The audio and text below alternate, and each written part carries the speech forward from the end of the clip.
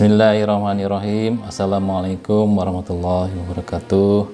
Alhamdulillahirabbil alamin wassalatu wassalamu asyrafil anbiya'i wal mursalin wa ala alihi washabihi ajmain. Kali ini kita akan coba sedikit membahas tentang apa itu zakat. Zakat membersihkan harta. Sebelumnya ada beberapa hal yang jadikan tips agar harta kita menjadi suatu keberkahan. Yang pertama, pastikan dulu sumbernya. Yang kedua, penuhi haknya. Dan ketiga, skala prioritasnya seperti apa. Arti kata zakat atau filosofinya ada berapa nama sebelumnya. Yang pertama, ada yang namanya an-nama, artinya pertumbuhan. Ada juga arti kata zakat yang berarti al-barokah, yang artinya keberkahan. Ada juga arti kata zakat dan filosofinya yang dinamakan az-ziyadah atau tambahan atau kelebihan. Ada juga arti kata zakat atau filosofi dari as-salah itu baik ya. Ada juga arti kata zakat filosofinya dari kata at-taharah, artinya suci gitu.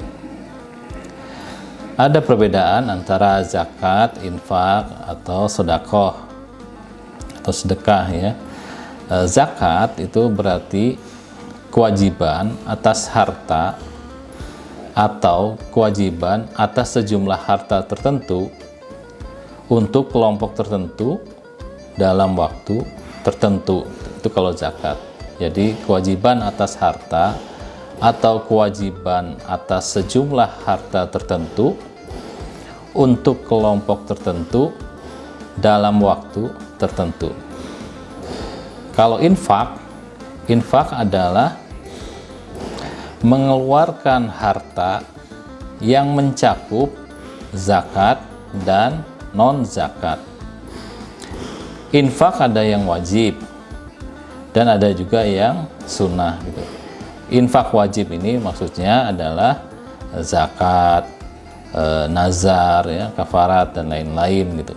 Kalau infak sunnah itu contohnya infak kepada fakir miskin yang sesama muslim, infak untuk kemanusiaan, infak untuk bencana alam dan lain-lain. Itu infak ya.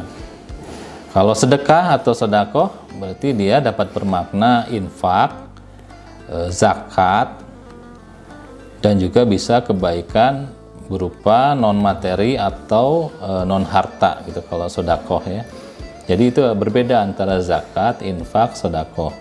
Sekali lagi, kalau zakat itu dia kewajiban atas harta atau kewajiban atas sejumlah harta tertentu untuk kelompok tertentu dalam waktu tertentu. Itu kalau zakat. Kalau infak itu mengeluarkan harta yang mencakup zakat dan non-zakat. Nah, infak ada yang wajib dan ada yang sunnah gitu. Infak yang wajib ya, contohnya misalkan zakat, nazar, tadi kafarat dan lain-lain. Kalau infak sunnah ya diantaranya ya infak kepada fakir miskin yang sesama muslim, atau infak bencana alam, atau infak kemanusiaan dan lain-lain. Nah kalau sedekah ini dapat bermakna infak atau zakat dan kebaikan non materi atau non harta lainnya, seperti itu sih. Nah, dalil untuk kewajiban zakat ada di Quran surat At-Taubah ayat 3 yang artinya bahwa ambillah zakat dari harta mereka. Jadi di Quran surat At-Taubah ayat 3 ada arti ambillah zakat dari harta mereka guna membersihkan dan menyucikan mereka gitu. Dan berdoalah untuk mereka. Sesungguhnya doamu itu menumbuhkan ketentraman jiwa bagi mereka. Allah Maha mendengar lagi Maha mengetahui. Nah, Sebelumnya bisa diketahui juga bahwa cinta harta emang fitrahnya manusia ya, seperti termaktub dalam ada Quran surat Ali Imran ayat 14 ya. Dan juga ujung-ujungnya itu hanya kematian yang menghentikan, seperti dalam firman Allah di Quran surat At-Takasur ayat 1 dan 2 tuh. A'udzubillahi minasyaitonirrajim. Alhaakumut takasur hatta zurtumul maqabir. Telah melalaikan kalian perbuatan berbanyak-banyakan hingga kalian masuk ke liang kubur. Jadi intinya kita harus waspada bahwa dunia bisa menghancurkan kita juga, termasuk dalam Quran surat Munafikun ayat 9 juga di situ, hai orang-orang yang beriman, janganlah harta dan anak-anak kalian dapat memalingkan kalian dari zikrullah. Barang siapa berbuat demikian, maka merekalah orang-orang yang merugi itu. Jadi seperti itu. Kita kembali lagi kepada apa itu zakat ya. Tadi udah dibahas tentang zakat. Dalilnya tadi di Quran surat At-Taubah ayat 3. Ambillah zakat dari harta mereka guna membersihkan dan menyucikan mereka, dan berdoalah untuk mereka. Sesungguhnya doamu itu menumbuhkan ketentraman jiwa bagi mereka. Allah Maha mendengar lagi Maha mengetahui. Nah, hikmah dan manfaat dari zakat, bahwa zakat itu memiliki beberapa fungsi. Yang pertama adalah fungsi ibadah. Fungsi ibadah ini sebagai bentuk ketaatan dan syukur. Ya. Kemudian yang kedua, fungsi sosial, dengan maksud ini menunjukkan ada ukhuwah dan kepedulian. Yang ketiga, ada fungsi ekonomi, yang berarti ada pemerataan dan pemberdayaan. Yang keempat, ada fungsi pembentukan karakter dan mental, seperti muncul sifat dermawan, ikhlas, peduli, disiplin, tidak cinta dunia, serta mulia gitu.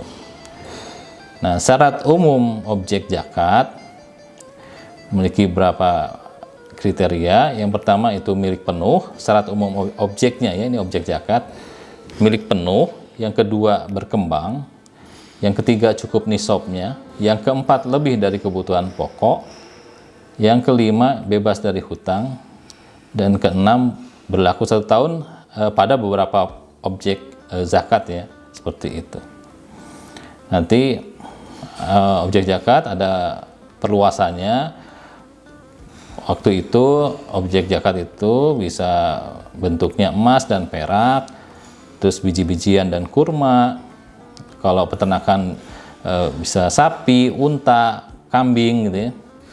Misalkan kalau hasil tambang berarti khususnya emas dan perak. Terus bisa juga objek zakat itu berupa barang dagangan atau barang temuan.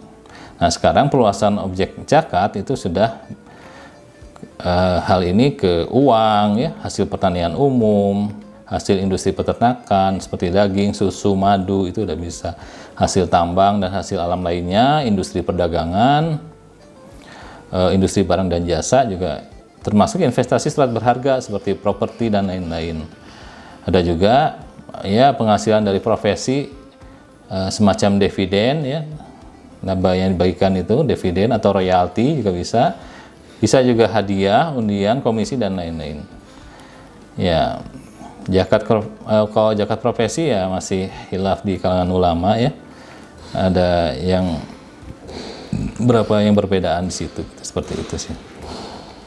Nah, zakat, cara menghitung zakat nanti kita akan bahas di sesi yang lain untuk zakat profesi. Sementara ini saja dulu yang bisa disampaikan, bahwa intinya ya zakat itu ya nanti sasarannya seperti termaktub dalam Quran surat At-Taubah ayat 60.